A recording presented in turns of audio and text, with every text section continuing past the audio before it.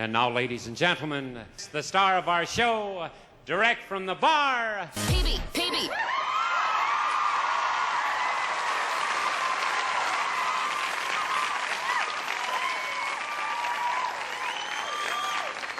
What's going on out there, peeps? All right, more news about banking reform. This is good.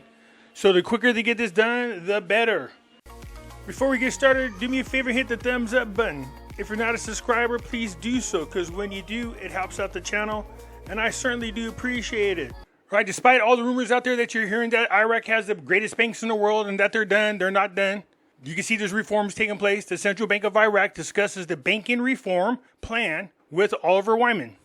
So they're talking about the plans to reform the banks. On Tuesday, the governor of the Central Bank of Iraq, Al-Awlaq, discussed with the international company Oliver Wyman the details of the banking reform plan submitted by the Iraqi Private Bank Association as part of its efforts to develop the banking sector and align it with the international standards. So you can see here they are only planning. They have not finished it yet.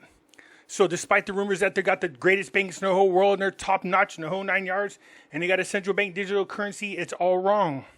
The central bank stated in a statement received by the news, Al-Awlaq and the relevant team held a meeting with Oliver Wyman to discuss what was stated in the letter of the Iraqi Private Bank Association regarding the banking reform plan. See, they're discussing the banking reform plan. Al-Awlaq confirmed in a statement that the central bank had completed an extensive discussion during which attendees expressed an understanding of the points contained in the letter and ways to flexibly adapt some of the plan's provisions to facilitate implementation. The company has begun studying available avenues to present the best proposal and ideas in this regard as soon as possible. So as I stated before, welcome to the channel where you get the accurate news and you get it for free. Let YouTube pay me. Don't pay for these freaking Zoom meetings or anything else like that. You don't need to do that. I guarantee you're not going to hear anything over there that you don't hear here.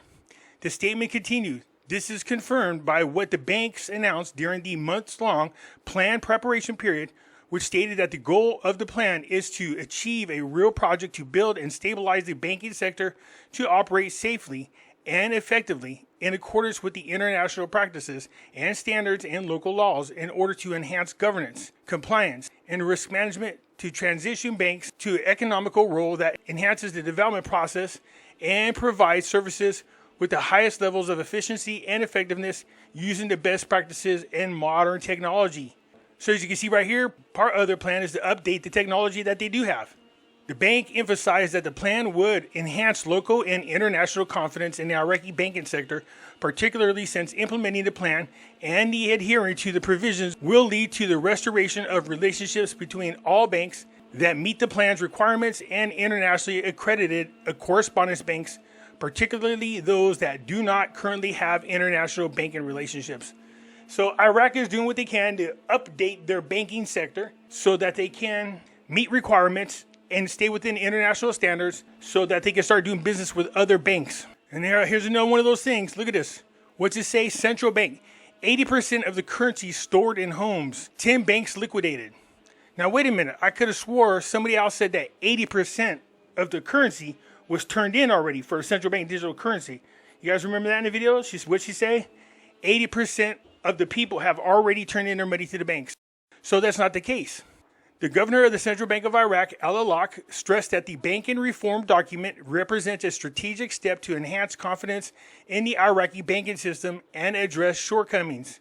Al-Awlaq pointed out in a press statement that about 80% of the Iraqi currency is stored outside the banks in homes due to weak confidence in the banking system. So they're saying here in this article that 80% of the currency is outside of the bank, stored in a home.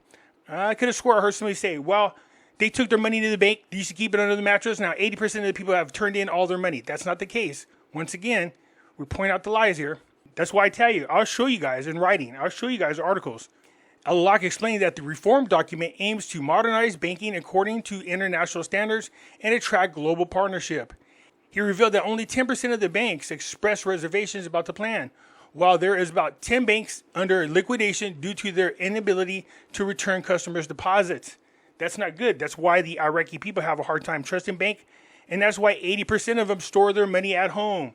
Not 80% of them turned in their money already. That's not the case. Now, this is a little touchy. U.S. rejects Iraq-Iran security pact. Look, Trump is trying to separate these two. He wants Iraq to be sovereign, to be independent away from the influence of Iran. And Iran, as weak as they are right now, they're going to do everything they can to hold on as tightly as possible to Iraq. The U.S. Department rejects on Tuesday a recent security memorandum of understanding signed between Iraq and Iran, expressing opposition to any legislation that conflicts with the U.S. goals and efforts to strengthen Iraq's security institutions. Early this week, a security agreement had signed in ceremony overseen by Iraqi's Prime Minister al-Sudani, involving Iraqi's National Security Advisor and Iran's Supreme National Security Council Secretary. Okay, got it. At the press briefing attended by the news, the State Department spokesperson, Tammy Bruce, commented on the memorandum emphasizing we support genuine Iraqi sovereignty, not legislation that would turn Iraq into a client state of Iran, highlighting that the United States has been clear about the principles that the future of nations should be determined by their own people, she noted in the agreement, runs counter to what they seek. See, that's always been a problem. We keep talking about Iraq needs to be under their own sovereignty, even though they are, for the most part. The fact that Iraq's politicians are all Iranian-backed politicians is not a good thing. That means they're influenced by Iran, and whatever Iran wants, Iran gets, not what the Iraqi people want. These statements come at a time of heightened political maneuvering in Baghdad, as U.S. officials are pressing the Iraqi government not to approve the Popular Mobilization Forces Authority Law, which would formalize and expand the powers of the paramilitary coalition that includes several Iranian-aligned factions. So you guys asked me one more time about this, so I'm just going to bring this up. This is the rate of the IQD. See, this is $1.57. This is not them trying to circumvent SWIFT system. That's not what this is. What you have here is one token. It's called a Forex. One Forex token is worth IQD $1.57. See that? If you switch them around, for one IQD, you get 0.638 in this large number of this particular token. This is a crypto token. That's all that is. That's what this value is. This isn't the value of the IQD on the Forex. The token is called Forex. And with this one particular token, you get this much IQD. Now, let me show you something. This is the US dollar right here, the USDC. See that? $1 US is equivalent to what? 1,310 IQD. Isn't that what the current rate is? So don't listen to this person telling you that they have a central bank digital currency and that the on another platform that the Iraqi Dinar compared to US dollar, you get an $1.57 back. That's wrong. They're comparing it to a token called Forex. And when you look at the USD, which is the token that the US dollar represents, you can see the exchange is the same. It's not anything different or new. So stop being tricked by that. So seriously, talk about God working in mysterious ways. Look at the recent articles that come out that do nothing but contradict what you're being told. And I know you guys always have a lot of questions, so I hope that answers a lot of them. Anyways, I look forward to hearing what you have to say. I'm out.